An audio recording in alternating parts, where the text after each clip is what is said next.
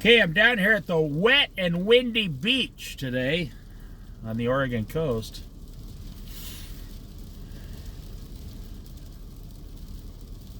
That's some of the sand dunes out there. Luke chapter 20. That's where we're at, Luke chapter 20.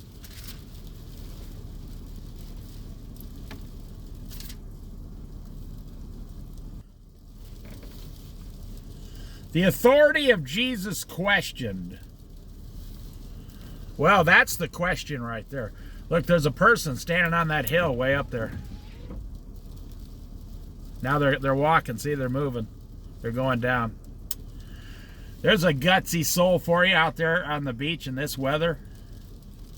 Looks like they got walking sticks too. Someone's getting some deep tissue exercise. That's the question. That's the entire question of the Bible, if you think about it. Who is Jesus? And by what authority is he doing these things? So you ask a non-believer, why do you not believe in Jesus? They say, or why do you not follow Jesus and become a Christian? They will tell you the truth. Because I don't believe in Jesus. I don't believe Jesus is God. I don't believe Jesus is the Son of Man. I don't believe in heaven and hell. They'll tell you all these things. Now, in order to believe in every word in this Bible, you have to first believe in Jesus. I'm telling you the truth. Very few Christians have become believers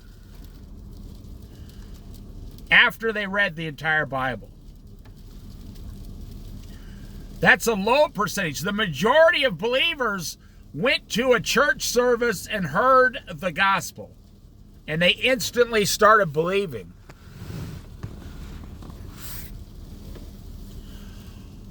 Or they heard on the radio, or they were having problems in their life, and they heard the message like Billy Graham on the TV or something like that. Or a friend came and told them about the gospel during a death in the family or some hard times. And boom, they said, I believe that. They just automatically started believing. And then the majority of them went out and started reading the Bible, at least at first. And the point I'm making is, you will not believe anything in the Bible if you don't first believe in Jesus. I've known people who have read the Bible several times, all the way through, like a book. But they didn't believe in Jesus. They believed Jesus was a person that lived 2,000 years ago, sure. Or these people now, they say TikTok. Now, I'm telling you the truth. TikTok is a Chinese-run website. It's designed to ruin the youth of America. TikTok now teaches you Jesus is my homie. Jesus is my pal. Jesus is a close friend of mine. Yeah, I believe in Jesus because he's cool and he's all about love, peace and love. That's not who Jesus is. They don't believe in Jesus. Now listen, the authority of Jesus questioned. If you don't have Jesus, you got nothing else. Do you know there's millions of people who have never read the Bible, and they'll be in heaven for all eternity because they believed in the story of Jesus Christ? How do you explain that? How do you explain they believed in the story? They heard the story, but they never, like people in China. There's millions of them that are believers, and they've never once owned a Bible because it's illegal to own the Bible over there. It's hard to get Bibles into China.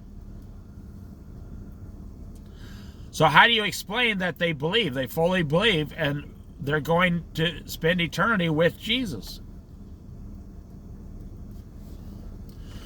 Mostly they go to house churches. Someone owns a Bible in secret, and they go to house churches and become believers. And boy, I'll tell you, once a Chinese person becomes a believer, they are willing to die for Jesus Christ. They no longer see anything on this earth as their lifelong, nope. They are willing to die for Jesus, just like he died for them. In America, unfortunately, we use Jesus as a form of getting ahead financially.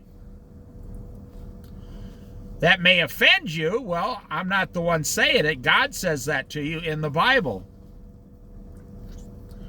Jesus doesn't want your house payment. Jesus wants a relationship with you. Jesus doesn't want all these things, your big truck payment, your car payment, the fancy crystal you pull out on Thanksgiving. Jesus wants a relationship with you. All the stuff you have and own have no value to Jesus. It has no value. It has no value at all to Jesus. He's only interested in you. You could be standing out here in the cold, and all as Jesus would be interested in is you. Having a relationship with you, revealing himself to you. So they're going to question the authority of Jesus. Chapter 20, book of Luke. One day as Jesus was teaching the people in the temple courts, now something just came to my mind. You know how everybody calls Jesus the carpenter? The physical carpenter. He was the son of a carpenter, carpenter's son. And we just assume that Jesus, as the son, helped his father. But show me one verse in here. The Apostle Paul, he used to make tents 40 or 50 hours a week, making tents. And then he would preach the gospel all night long. He used to have a job. So you can actually say the Apostle Paul made and built stuff for people. You show me one verse in the Bible that Jesus the carpenter ever helped someone build their house. Pounded one nail. Put on the roof for them. Hey, I had Jesus and the guys over helping me fix the roof on my house. I mean, why not? Jesus is a carpenter, and he's got 12 free men to do the labor for him. So how come Jesus, I've never read one verse in the Bible where Jesus helped someone construct their dream house. Think about that. If Jesus was so interested in your dream house, but he's not. Listen to what he is interested in. One day as Jesus was teaching the people in the temple courts and proclaiming the good news. Teaching the people and proclaiming the good news. You see, we got hail falling down. That was a little pea-sized hail falling down there.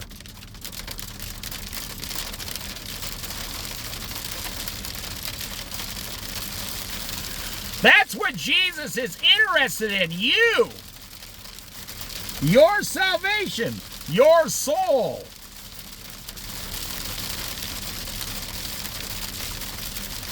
The chief priests. Here comes this group of guys again.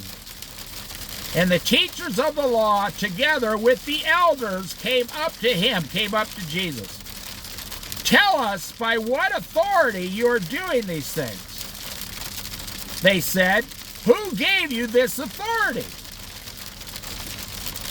Jesus replied, I will also ask you a question. Tell me, John's baptism? Was it from heaven or of human origin? They discussed it amongst themselves, like it was a game show or something. They're like, okay, give us a minute. They went into a little huddle, and they said, if we say from heaven, he will ask, why didn't you believe him? Believe John the Baptist. But if we say of human origin, all the people will stone us because they are persuaded that John was a prophet. So they answered, we don't know where it was from. They said, I don't know. Talk about a bunch of gutless guys. They're in charge of the whole place. And they're, I don't know. Talk about a gutless answer.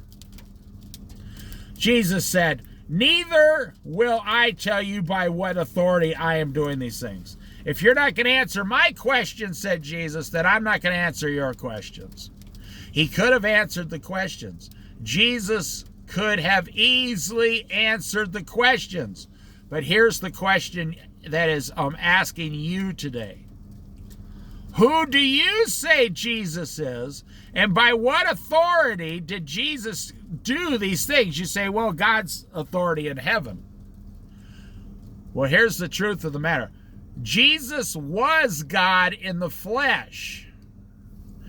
Jesus was doing these things by God's authority, by the Father's. He was doing them by his own authority and by the authority of the Holy Spirit, so to speak. Jesus didn't need permission. Jesus is God in the flesh. But do you believe that? You see, the reason these guys came and said, by whose authority are you doing these things? They're really saying, hey man, who are you? Why are you down here in the temple courts causing all these problems? Well, he wasn't causing problems for anyone except them.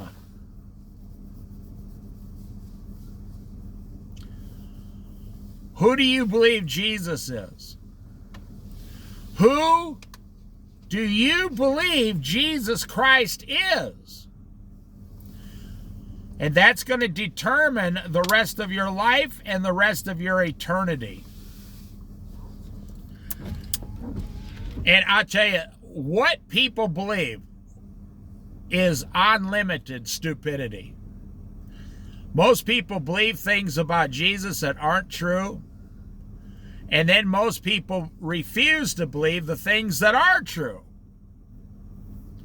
Because your earthly mind, your simple earthly mind, how long will you simple ones remain simple? How long will you fools remain fools, says the Bible? How long will you live in your stupidity?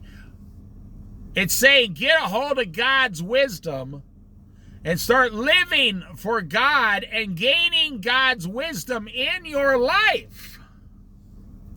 I myself did not start out this way. It's taken 50 years to get here. But God did it, you see. Some of you guys, 30 years old, you think, oh, I'll never know all this stuff. No, that's not true. Do not rely upon your own abilities. If you're walking out the door in the morning full of pride saying, look out world, here, here comes Big Daddy, here comes the big tough guy, here I come, look out world. I'm going to get in my car with my pants hanging down over my butt and get in my little car with a big loud muffler. You're going to fail by lunchtime because you're trying to conquer the world. If you just listen to what I say, I can tell you how to change your whole life for the better. You're trying to conquer the world on your own ideas, your own power, your own judgments, your own thinking, which is full of sin and filth and all kinds of things. Who is Jesus? To you, who is Jesus?